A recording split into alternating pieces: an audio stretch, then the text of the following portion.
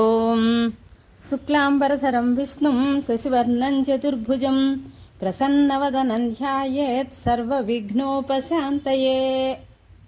కార్తీక పురాణం 26వ అధ్యాయం అవతార నిర్ణయం.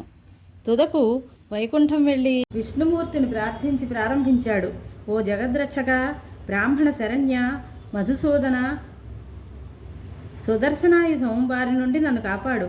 ఓ సర్వవ్యాపక, కోటి సూర్యప్రకాశమానమై చూడటానికి అలవి కాని నీ సుదర్శనాయుధం నన్ను చంపటానికి వస్తోంది, దానిని వారించు. నీ భక్తాగ్రగణ్యుడనైన అంబరీషునికి శాపం ఇచ్చిన పాపాత్ముణ్ణి నేను నిన్ను శరణు వేడుకుంటున్నాను, నన్ను కాపాడు.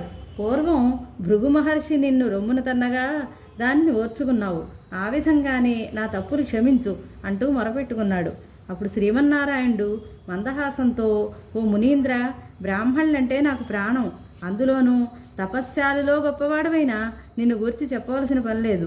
నీవు సాక్షాత్తు శంకరుడవు, నీవు బ్రహ్మరూపధారివి, నీ ముఖం చాలా భయంకరంగా ఉంది.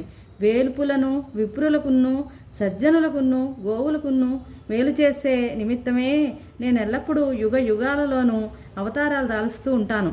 ఓ తాపసోత్తమా, నీవు చాలా నీచమైన పని చేశావు. నిష్కారణంగా అంబరీషునికి శాపం ఇచ్చావు. అతడు అన్ని ప్రాణాల్లోనూ నన్ను చూస్తూ ఉంటాడు, శత్రువులకు కూడా అపకారం చేయడు. అటువంటి వాణిని నిందించావు. అతడు నిన్ను వేడుకున్నా నీవు శాంతించలేదు. నీ వలన భయపడి అతడి హృదయంలో నన్ను శరణు వేడాడు.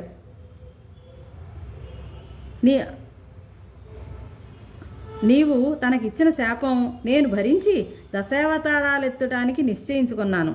నీవతనికి 10 జన్మలు ఎత్తుతావని అన్న మాటలు కూడా అతనికి వినపడలేదు. నా మీదనే మనస్సుంచి తన దేహాన్ని కూడా మరిచిపోయాడు. అతని హృదయకమలంలో ఉన్న నేను అతని చెవిరంధ్రం గుండా అగుదురుగాక అన్న మాట విన్నాను. నీ శాపం వృధా కాకూడదు, నా భక్తుని కీడు కలగకూడదు. అందువల్ల నీకు ఇచ్చిన శాపం నాకే అనుకున్నాను. నీవు శాపం ఇవ్వటానికి నోరు తెరవగానే చక్రాన్ని ప్రయోగించాను. దాన్ని అతడే వారించ సమర్థుడు. నీవు పోయి అంబరీషుని శరణువేడు. నీ శాపం ప్రకారం 1 చేపరూపం అంటే మత్స్యావతారం దాల్చి శంభుడనే రాక్షసుణ్ణి సంహరిస్తాను. 2 తాబేలు రూపం కూర్మావతారం పొంది మందర పర్వతాన్ని భరిస్తాను. 3 పంది రూపం వరాహావతారం ధరించి లోకకంటకుడైన హిరణ్యాక్షుణ్ణి చంపుతాను. అటు 4వ అవతారం, అటు మనిషిని ఇటు జంతువు కాకుండా నరసింహావతారం ఎత్తి హిరణ్యకశిపుని వధిస్తాను.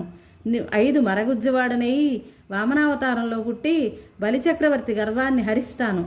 6 జాలి లేని బ్రాహ్మణుడుగా పరశురామావతారం పుట్టి కసాయివాడిలా రాజులందరినీ నరుకుతాను. 7 ఆత్మజ్ఞానం లేని క్షత్రియుడిగా పుట్టి రామావతారం రావణుణ్ణి చంపుతాను.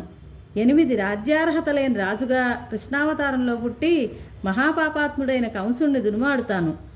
9 కలియుగంలో పాపాత్ముల్ని మోహింపజేసే నిమిత్తం పాషండ మతబోధనార్థం బుద్ధుడనవుతాను. 10 కలియుగంలో బ్రాహ్మణ శత్రువుల్ని చంపడానికి కల్కి అవతారం ఎత్తుతాను. ఈ విధంగా 10 అవతారాలు ఎత్తి నీవిచ్చిన శాపాన్ని సఫలం చేస్తాను. ఇది శ్రీ స్కాంద పురాణాంతర్గత కార్తీక మహాత్మ్యమందలి 26వ అధ్యాయం సంపూర్ణం. స్వస్తి.